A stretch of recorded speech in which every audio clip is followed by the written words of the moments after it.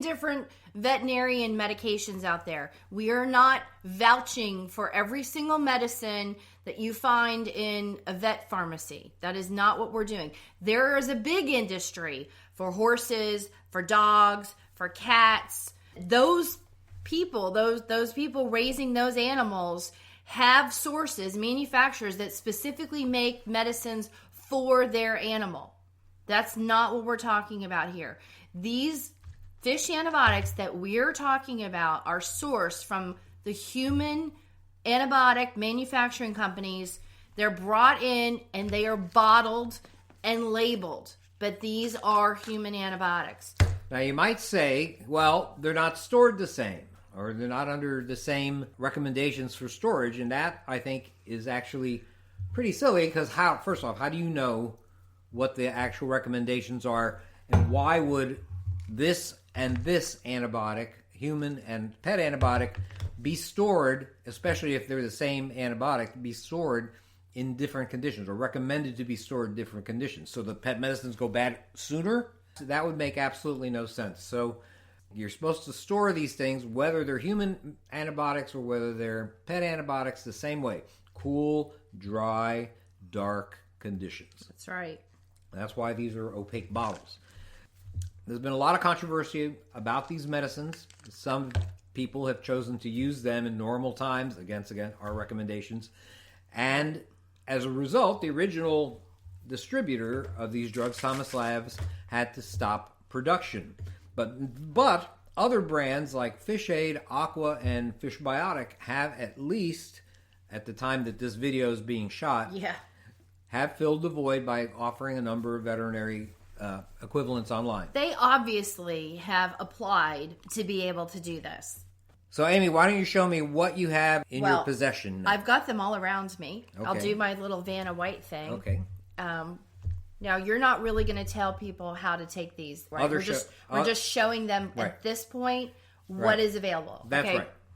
So you can have that in a future video. Again, one of our 4,000 topics. Right, and we have it already in our books and on our website that we have a search engine, you can look for it. And also, you have actually made videos on many of these antibiotics already. Yes. So if you guys go back and look at our YouTube, I believe I have a playlist that says antibiotics. So go to that playlist and you'll be able to pick out the antibiotics that we've actually covered. And I think you may have one for just about every one I'm going to show you. So this is a Doxycycline.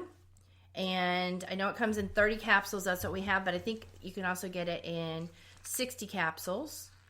Is it 100 milligrams? It is 100 milligrams. All right, so this no longer exists, Bird Biotic. But this does. I'm going to bring it here because I think the focus is here. But this is called Fish Aid, and that's the brand name. Then this one is the Amoxicillin. This is also Fish Aid, and this one is, it's hard for me to see. This is, I think, 500 milligrams. 500. You have better eyes than I do. Yeah, this is 500. Okay, so now I have a bunch of Cephalexin, which is Keflex. And this is Aquacef. So we've got 2 doses of the Aquacef.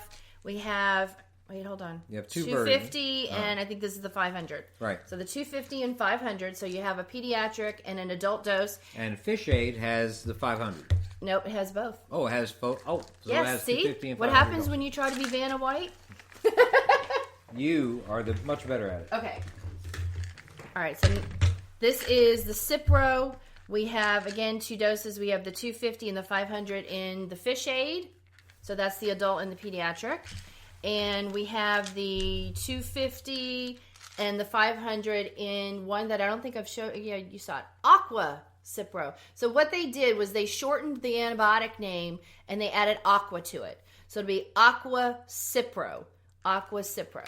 Here you go. So they actually added part of the name of the antibiotic. This one is Amoxicillin. So we have the Fish Aid in a, is that 250?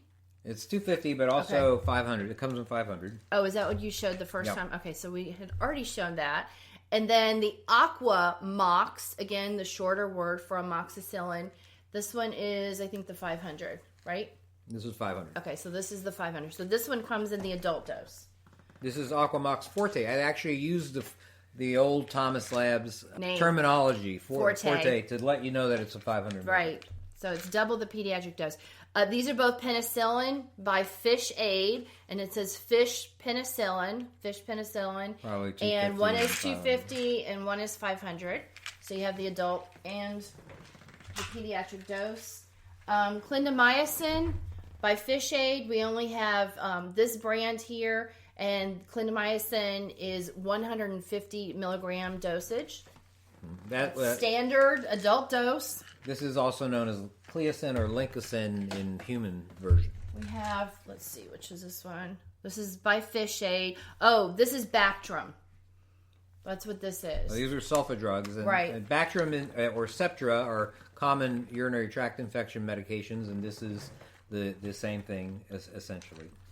For bladder infections, I'll just mention that. This is our azithromycin or Aquazithro, and this is 250 milligrams. If you've ever taken a Z-Pack, that's what this is, and this is the same dose that's in that Z-Pack with 6 tablets. You take 2 on the first day, so you're doing a loading dose of 500, and then actually there's 7 tablets, and then 4 more days you're taking 1 each. So 2 on the first day, and then 4, 1 each day for 4 days. This is metronidazole. And we have Flagyl. It's called Flagyl 500, and I think this should be the 250 for Flagyl. So we have Fish Aid, and then we have Aquazole for metronidazole. They do the Aquazole. Flagyl again. Right, Flagyl again. And this is the 250, I think. That's the 250? Uh-huh. And it's so tiny. Yep. And then we have actually our non-antibiotic. Oh, yes, the fluconazole. We have Diflucan. Right. For the yeast infection or the fungal infections. And who makes that? Fish Aid. Yep, Fish Aid. They call that fish fluconazole. So you see that this is what's possible as of today, January 20, I don't know, what do you have, the 23rd? Yes, 2021. 2021. So there are a lot of options, but the thing is, I want you to know, number one, that you shouldn't be using this at any time. Are you doing another disclaimer? Yeah, doing another disclaimer. Don't use this any time other than should I count a them? Long-term survival scenario. That's right. 6 times. We're going to beat this into you. That's right. And do not use them if there is a modern medical facility. I don't expect these things to exist for much longer. I think that there's going to be a lot of volatility in terms of availability of a number of these drugs, but there's another company called Fish Biotics that I haven't been able to check out yet, but they also have some antibiotics too.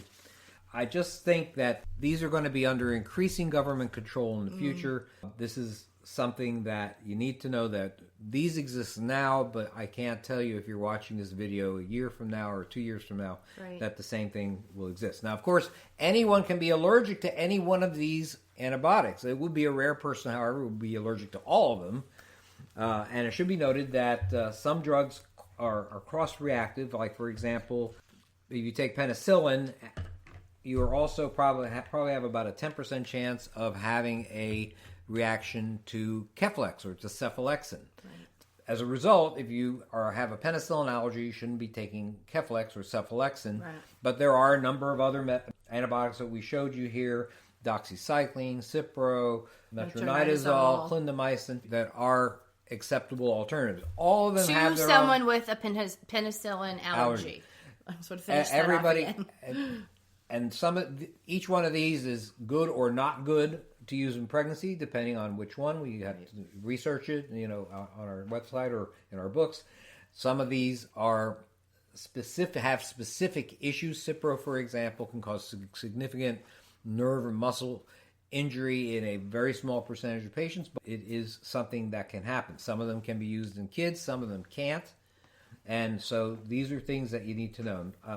I want to just say this, that it's easy for me to make recommendations of these things, and you probably think, but I'll give you this one additional fact. I have actually used this stuff on my own person, and I can't say I've used every single one of these. As tests for you guys, so we can actually say we've taken these things.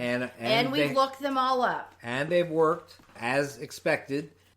So what about foreign pharmacies? You need prescriptions for Canadian pharmacies, but there are a bunch of Indian and other countries that have pharmacies online that you can get a lot of these drugs at.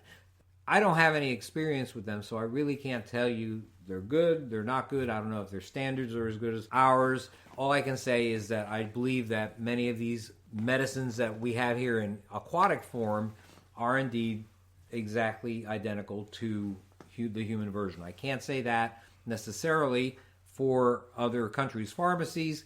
It's very possible that they're just fine, but I don't know. And also other animal medicines. There are manufacturers that make horse medicine, has nothing to do with human. It might have some human ingredients, and they've done something special because of the horse's weight or something. The dosage can't be the same. Obviously. Right, it's not going to be the same. But obviously, they could have other ingredients too. So there are manufacturers for dogs, cats, pigs, cows, horses. Some of those animals do use some medicines that are made for us, but they also have their own manufacturers. So we cannot tell you something that's made for a horse is going to be just fine for a human. We don't know. Now, other references that you can go to besides our books and our website, of course, would be online at drugs.com, rxlist.com, number of other useful sources. We do recommend you have a hard copy of some manual, some drug manual, especially the ones that have pictures, because if you were on the road, some disaster has occurred, and you're basically in a off-the-grid setting, an abandoned pharmacy may have medicines that you could look up and see what they're good for. PDR. Right, exactly. Physician's Desk Reference. Right, is a they really have good digital. one. That's a digital form also. Find an old one on eBay. They used to have actual physical books. Now oh my gosh, they were online. Huge. Remember, they were like this big. Like 2,000. And every year they would come out with a new one. I can't imagine what it cost to print that. Imagine all those color pictures. Oh my God, it was crazy. So if you're still skeptical about all this, I don't blame you. I don't blame you at all. This is something that's way outside the conventional medical wisdom, and we've spent an entire show telling you something that we would never tell you to do at any other time. Right. But think of this. A disaster has occurred. It's knocked you off the grid. It's sent you on the road. Your family is performing all sorts of activities to which they are not accustomed to. Okay? You send your son off or your daughter off to chop some wood. They injure themselves. In 2 days, that injury starts becoming red. They start getting a fever. The redness and swelling starts to climb up their arm or up their leg. You have a bottle of fish amoxicillin. Are you going to use it? I'll let you decide. I will. I'm going to save your life. Thank you. Because I love you. And I appreciate it. I love you too. And that's all the time we have for this episode of the Survival Medicine Podcast. We hope it did not make you nauseous. That was clinical trial 2. And if it did, please let us know. If you liked it, let us know too in the comments section below. Have a wonderful, wonderful week. We'll give it a try next time. Thanks for watching. Bye-bye.